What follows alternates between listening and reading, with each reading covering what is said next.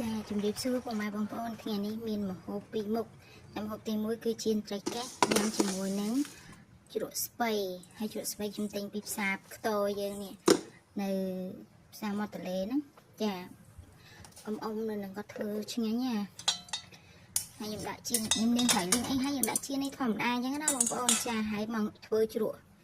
ស្ពៃទុកដើម្បីឲ្យជួយជាតិបន្ទាប់មកខ្ញុំចាប់ផ្ដើមធ្វើបន្លែស្លក្តាមបន្លែខ្ញុំមានយ៉ាងនេះគឺថាមានត្រួយចលុងផងមានបាសលីផងមានពីលីផងខ្ញុំលាងស្អាតហើយខ្ញុំហាន់វាអញ្ចឹងដើម្បីឲ្យវាទៅជាបំណែកជូរអញ្ចឹងណាដល់ពេលយើងស្លវាចូលជាតិឆ្ងាញ់ហើយនេះខួរក្តាមគឺក្តាមរបស់ខ្ញុំថ្ងៃមុនបុកក្តាមធ្វើនំចុកក្តាមមកហើយនៅសល់ខួរក្តាមបានច្រើនណាដោយសារក្តាមវាសាច់ច្រើនណាអញ្ចឹងសាច់ក្តាមយើងពុះហើយយើងលុះខួរក្តាមយើងមកចំណែកមកលភាដាក់ចូលបងប្អូនវិញទឹកឡើងលឿងហ្មងចាខួរក្តាមនឹងគឺថាជាតិចៃណាស់ដល់ពេលទឹកពុះហើយមានអីយើងដាក់បន្លែយើងស្ងោរបន្លែមួយខួរក្តាមធម្មតាហ្នឹងបងប្អូនហើយ